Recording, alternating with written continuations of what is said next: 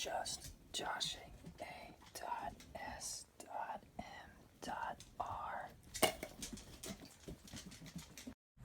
Hey everybody, Josh here, and we're about to continue reading onward with Harry Potter and the Sorcerer's Stone.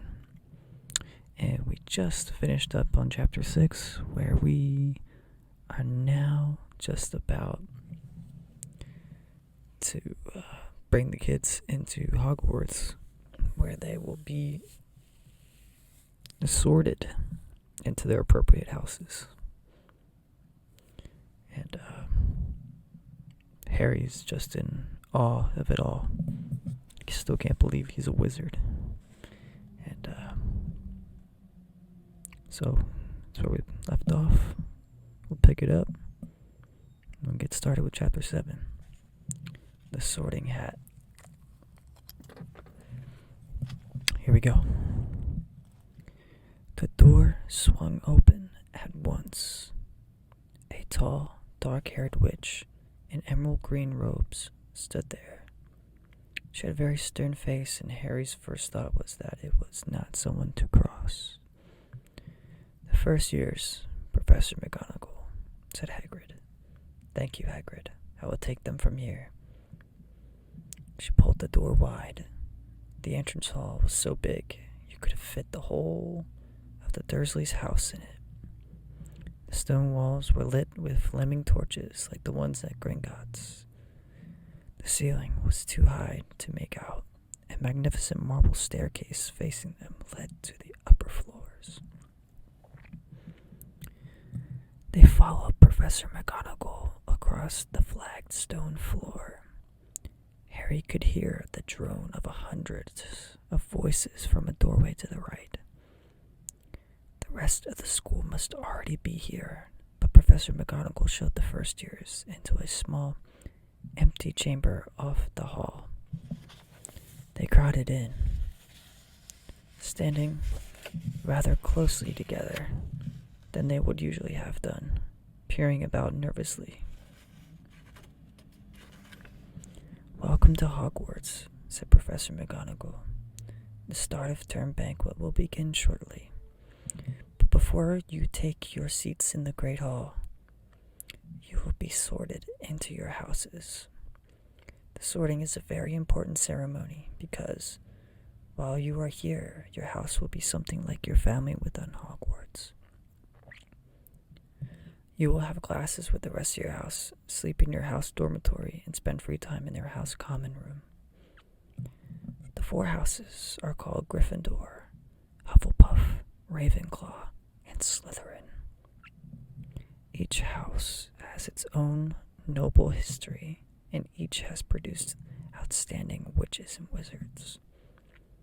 While you are at Hogwarts, your triumphs will earn your house points, while any rule breaking will lose house points. At the end of the year, the house with the most points is awarded the House Cup, a great honor. I hope each of you will be a credit to whichever house becomes yours. The sorting ceremony will take place in a few minutes in front of the rest of the school. I suggest you all smarten yourselves up as much as you can while you are waiting.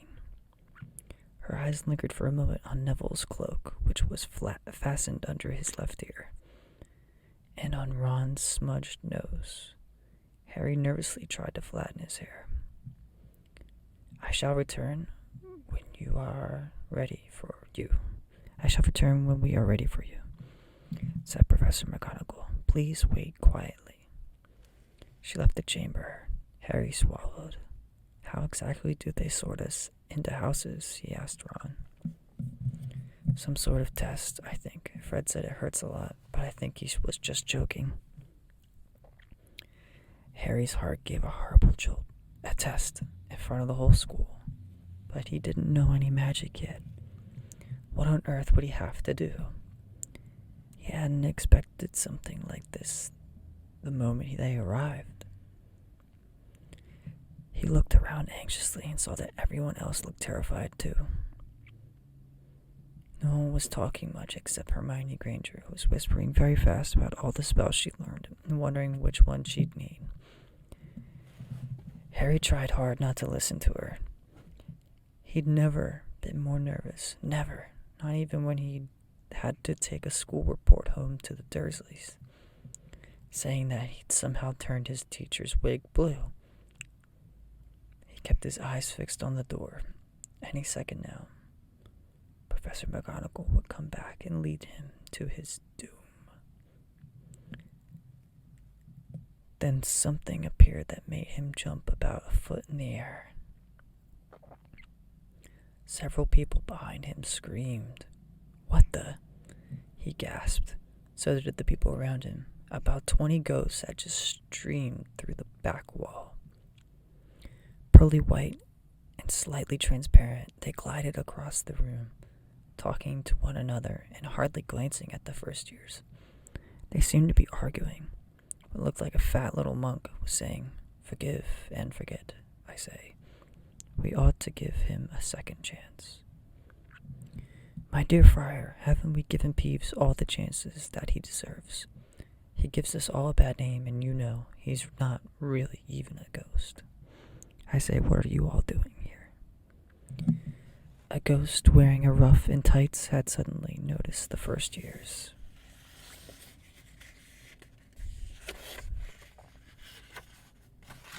Nobody answered. "New students," said the fat friar, smiling around them. "About to be sorted, I suppose." A few people nodded mutely. "I hope to see you in Hufflepuff," said Friar. "My old house, you know." "Move along now," said Sharp Voice. "The sorting ceremony's about to start." Professor McGonagall had returned.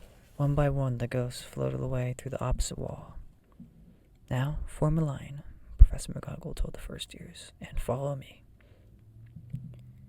Feeling oddly as though his legs had turned to lead, Harry got into line behind a boy with sandy hair, with Ron behind him, and they walked out of the chamber, back across the hall and through a pair of double doors into the great hall. Harry had never even imagined such a strange and splendid place.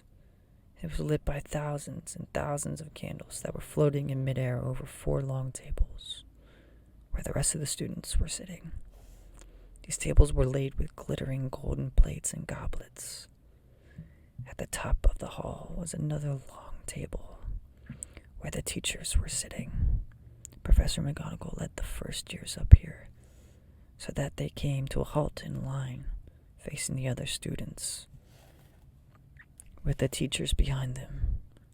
The hundreds of faces staring at them looked like pale lanterns in flickering candlelight. Dotted here and there among the students, the ghosts shone misty silver. Mainly to avoid all staring eyes, Harry looked upward and saw a velvety black ceiling dotted with stars. He heard Hermione whisper, "It's bewitched to look like there's a sky outside. I read about it in Hogwarts, a history.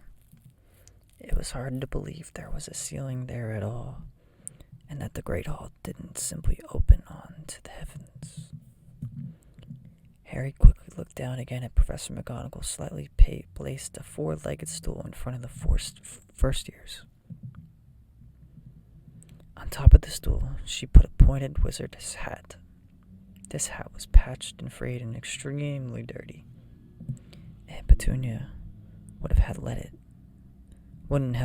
in the house. Maybe they had to try and get a rabbit out of it, Harry thought wildly. That seemed the sort of thing. Noticing that everyone in the hall was now staring at the hat, he stared at it too.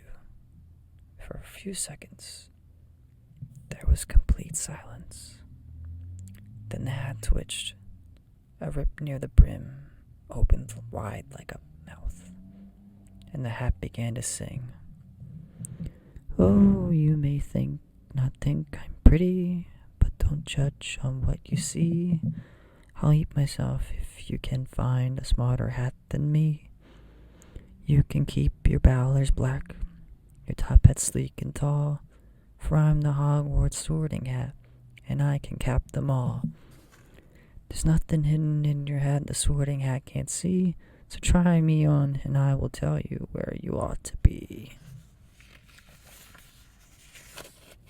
You might belong in Gryffindor, where dwell the brave at heart. Their daring nerve and chivalry set Gryffindors apart. You might belong in Hufflepuff, where they are just and loyal. Those patient Hufflepuffs are true and unafraid of toil. Or yet, in wise and old Ravenclaw, if you're ready, mind, where those of wit and learning will always find their kind. Or perhaps in Slytherin you'll make your real friends. Those cunning folk use any means to achieve their ends. So put me on, don't be afraid, and don't get in a flap. You're in safe hands, though I have none, for I'm a thinking cap. The whole hall burst into applause as the hat finished its song. It bowed to each of the four tables, and then became quite still again. So we've just got to try on the hat, Ron whispered to Harry. I'll kill Fred. He was going on about wrestling a troll. Harry smiled weakly. Yes, trying on the hat was a lot better than having to do a spell. But he did wish they could have tried it on without everyone watching. The hat seemed to be asking rather a lot. Harry didn't feel brave or quick-witted or any of the moment. If only the hat had mentioned a house for people who felt a bit queasy, that would have been the one for him. Professor McGonagall now stepped forward, holding a long roll of parchment. When I call your name, you will put on the hat and sit on the stool to be sorted, she said. Abbott, Hannah. A pink-faced girl with blonde pigtails stumbled out of line, put on the hat, which fell right down to over her eyes, and sat down. A moment's pause. Hufflepuff, shouted the hat.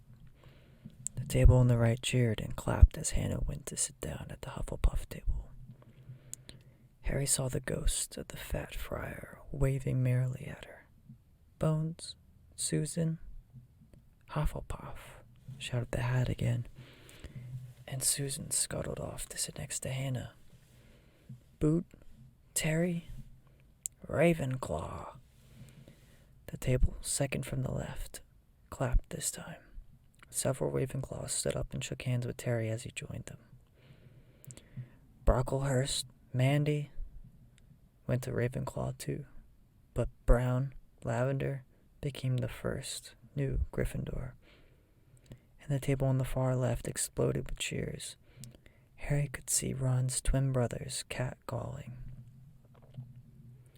Bulstrode, Millicent, then became a Slytherin.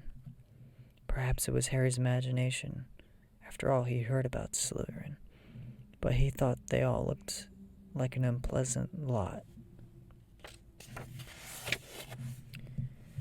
He was starting to feel definitely sick now. He remembered being picked for teams during gym at his old school. He had always been last to be chosen. Not because he was no good, but because no one wanted Dudley to think they liked him. Finch, Fletchley, Justin, Hufflepuff. Sometimes Harry noticed the hat shouted out the house at once, but at others it took a while to decide. Finnegan, Seamus, the sandy-haired boy next to Harry in line, sat on the stool for almost a whole minute before the hat declared him a Gryffindor. Granger, Hermione almost ran to the stool and jammed the hat eagerly on her head. Gryffindor, shouted the hat. Ron groaned. A horrible thought struck Harry, as horrible thoughts always do when you're very nervous. What if he wasn't chosen at all? What if he just sat there with the hat over his eyes for ages? Until Professor McGonagall jerked it off his head and said there had obviously been a mistake and he'd better get back on the train. When Neville Longbottom, The boy, who kept losing his toad, was called. He fell over on his way to the stool. The hat took a long time to decide with Neville. When it finally shouted, "Gryffindor," Neville ran off, still wearing it, and had to jog back amid gales of laughter to give it to McGonagall. McDougal, Marag, Malfoy swaggered forward when his name was called and got his wish at once. The hat had barely touched his head when it screamed, "Slytherin." Malfoy went to join his friends Crabbe and Goyle, looking pleased with himself. There weren't many people left now. Moon, Knot, Parkinson, then a pair of twin girls, Patil and Patil, then Perks, Sally Ann, and then, at last, Potter, Harry. As Harry stepped forward, whispers suddenly broke out, little hissing fires all over the hall. "Potter," did she say? "The Harry Potter." The last thing Harry saw before the hat dropped over his eyes was the hall full of people craning to get a good look at him. Next second, he was looking at the black inside of the hat. He waited. Said a small voice in his ear. "Difficult, very difficult. Plenty of courage, I see. Not a bad mind either. There's talent. Oh my goodness, yes. And a nice thirst to prove yourself. Now that's interesting. So where shall I put you?" Harry gripped the edges of the stool and thought, "Not Slytherin, not Slytherin." "Not Slytherin, eh?" said the small voice. "Are you sure? You would be great, you know. It's all here in your head. And Slytherin will help you on your way to greatness, no doubt about it. No? Well, if you're sure, better be Gryffindor." Harry heard the hat shout the last word to the whole hall. He took off his hat and walked shakily toward the Gryffindor table. He was so relieved to have been chosen and not put in Slytherin. He hardly noticed that he was getting the loudest cheer yet. Percy, the prefect, got up and shook his hand vigorously while the Weasley twins yelled, "We got Potter, we got Potter." Harry sat down opposite the ghost in the ruff he'd seen earlier. The ghost patted his arm, giving Harry the sudden horrible feeling he'd just plunged into a bucket of ice-cold water. He could see the high table properly now. At the end nearest him sat Hagrid, who caught his eye and gave him a thumbs up. Harry grinned back, and there, in the center of the table, in a large gold chair, sat Albus Dumbledore. Harry recognized him at once from the card he'd gotten out of the chocolate frog on the train. Dumbledore's silver hair was the only thing in the whole hall that shone as brightly as the ghost's. Harry spotted Professor Quirrell too, the nervous young man from the leaky cauldron. He was looking very peculiar in a large purple turban. And now there were only 3 people left to be sorted. Thomas Dean, a black boy even taller than Ron, joined Harry at the Gryffindor table. Turpin, Lisa, became a Ravenclaw, and then it was Ron's turn. He was pale green by now. Harry crossed his fingers under the table, and a second later, the hat shouted, "Gryffindor." Harry clapped loudly with the rest as Ron collapsed into the chair next to him. "Well done, Ron. Excellent," said Percy pompously across Harry as Sabini Blaze was made a Slytherin. Professor McGonagall rolled up her scroll and took the sorting hat away. Harry looked down at his empty gold plate. He had only just realized how hungry he was. The pumpkin pastries seemed ages ago. Albus Dumbledore had gotten to his feet. He was beaming at the students, his arms open wide, as if nothing could have pleased him more than to see them all there. "Welcome," he said. "Welcome to a new year at Hogwarts. Before we begin our banquet, I would like to say a few words, and here they are. Nitwit, blubber, oddment, tweak. Thank you. He sat back down. Everybody clapped and cheered. Harry didn't know whether to laugh or not. Is he a bit mad? He asked Percy uncertainly. Mad? Said Percy airily. He's a genius. Best wizard in the world. But he is a bit mad, yes. Potatoes. Harry? Harry's mouth fell open. The dishes in front of him were now piled with food. He had never seen so many things he'd like to eat on one table.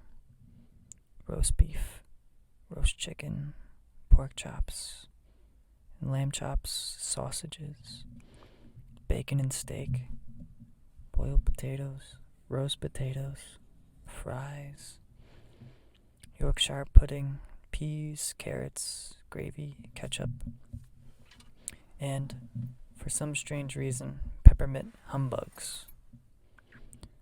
The Dursleys had never exactly starved Harry, but he'd never been allowed to eat as much as he liked. Dudley had always taken anything that Harry really wanted, even if it made him sick. Harry piled his plate with a bit of everything except the peppermints and began to eat. It was all delicious.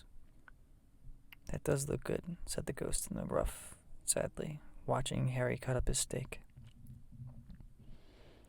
Can't you? I haven't eaten for nearly 400 years, said the ghost. I don't need to, of course, but one does miss it. I don't think I've introduced myself. Sir Nicholas de Mimsey, Porpington, at your service. Resident ghost of Gryffindor Tower. I know who you are, said Ron suddenly. My brothers told me about you. You're nearly headless Nick. I prefer you to call me Sir Nicholas de Mimsey. The ghost began stiffly, but sandy-haired Seamus Finnegan interrupted. Nearly headless? How can you be nearly headless? Sir Nicholas looked extremely miffed, as if their little chat wasn't going all the way he wanted. Like this, he said irritably. He seized his left ear and pulled. His whole head swung off his neck and fell on his shoulder as if it was on a hinge. Someone had obviously tried to behead him, but not done it properly. Looking pleased at the stunned looks on their faces, nearly headless Nick flipped his head back onto his neck, coughed, and said, So, new Gryffindors. I hope you're going to help us win the house championship this year. Gryffindors have never gone so long without winning.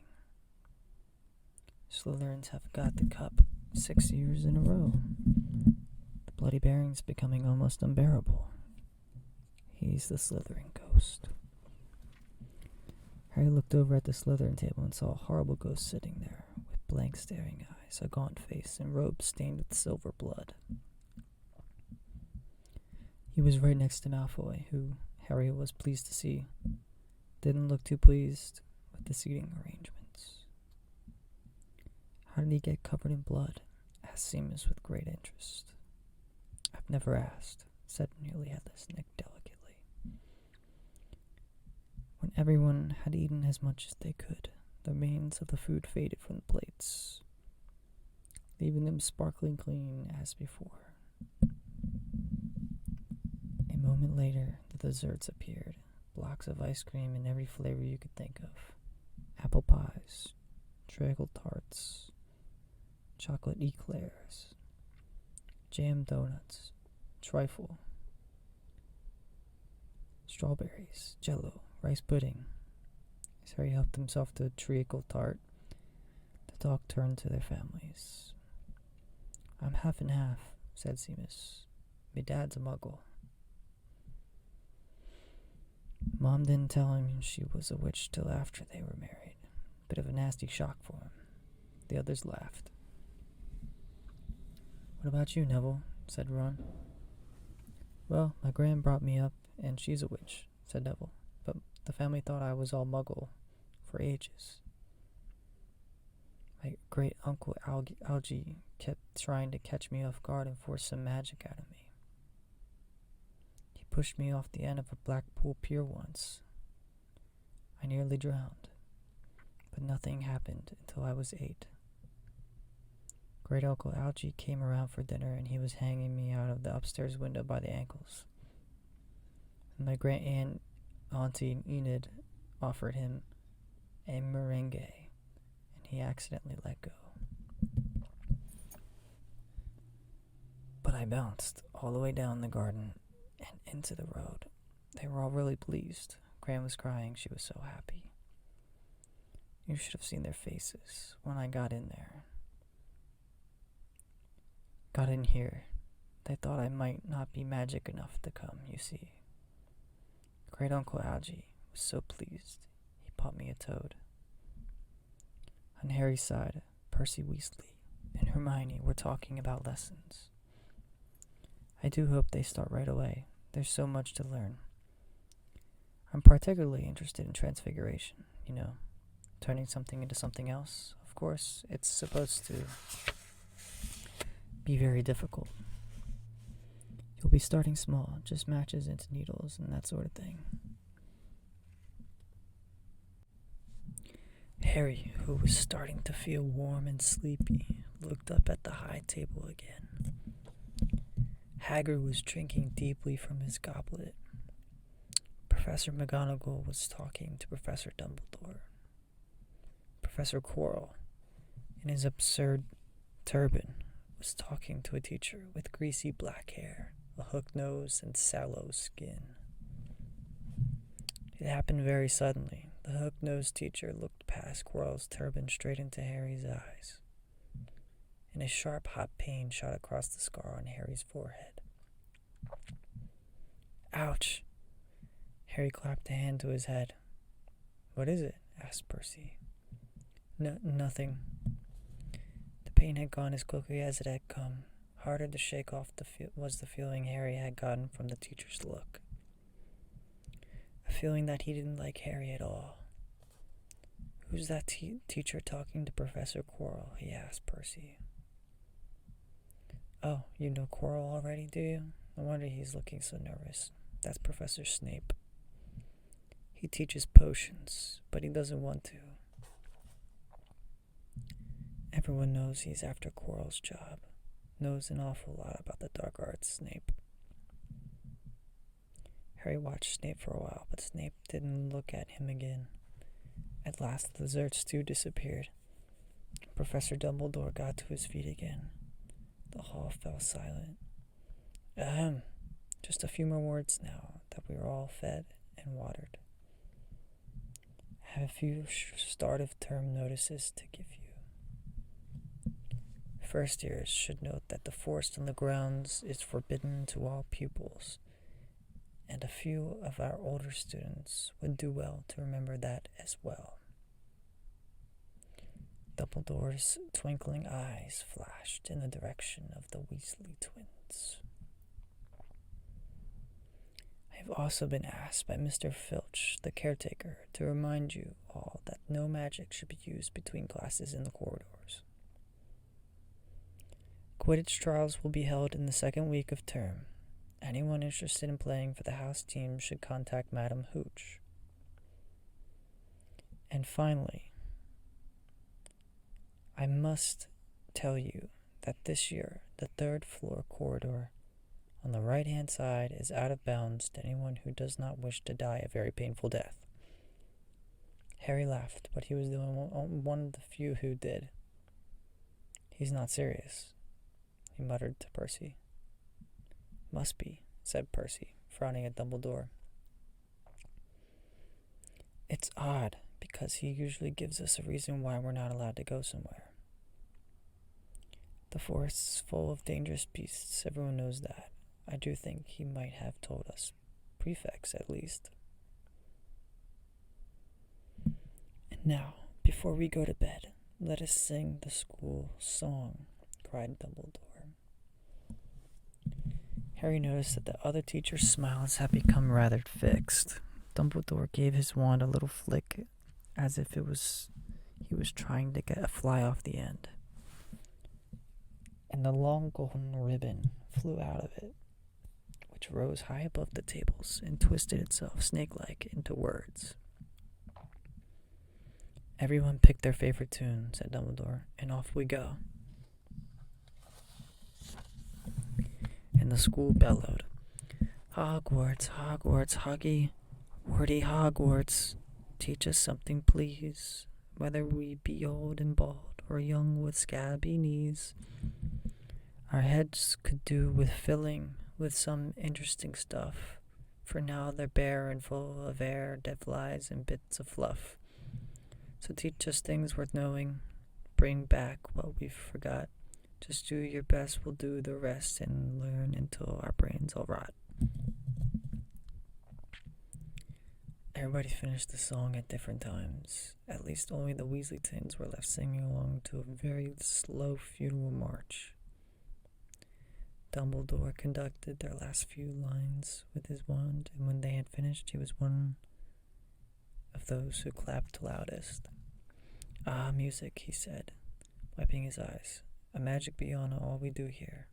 And now, bedtime. Off you trot." The Gryffindor first years followed Percy through the chattering crowds, out of the Great Hall, and up the marble staircase.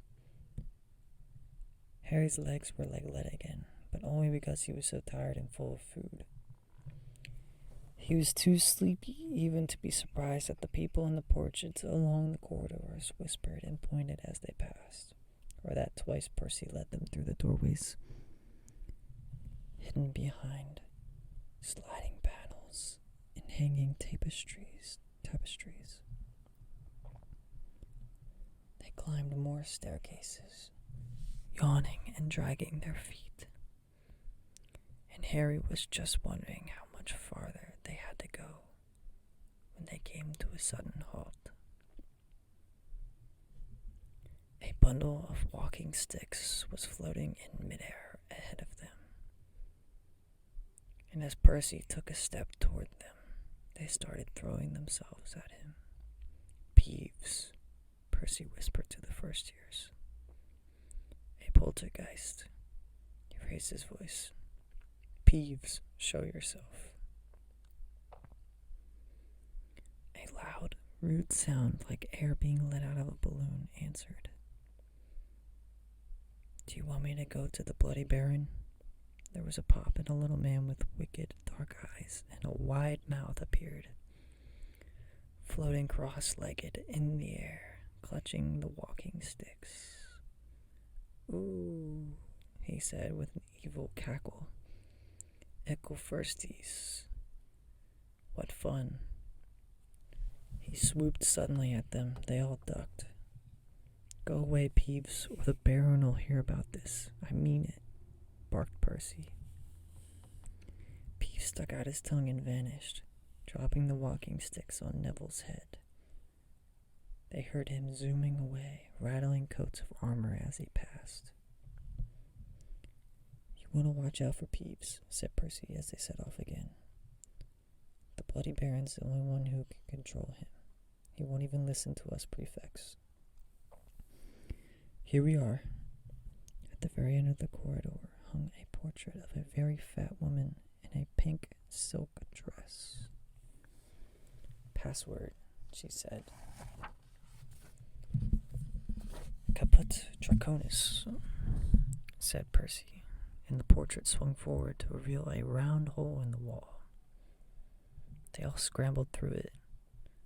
Neville needed a leg up, and found themselves in the Gryffindor common room, a cozy, round room full of squashy armchairs. Percy directed the girls through one door to the dormitory and the boys through another. At the top of the spiral staircase, they were obviously in one of the towers. They found their beds at last. 5 four-posters hung with deep red velvet curtains. Their trunks had already been brought up. Too tired to talk much, They pulled on their pajamas and fell into bed. "Great food, isn't it?" Ron muttered to Harry through the hangings. "Get off, Scabbers, he's chewing my sheets." Harry was going to ask Ron if he had any of the treacle tart, but he fell asleep almost at once. Perhaps Harry had eaten a bit too much, because he had a very strange dream. He was wearing Professor Squirrel's turban, which kept talking to him, telling him he must transfer Slytherin at once, because it was his destiny. Harry told the turban he didn't want to be in Slytherin.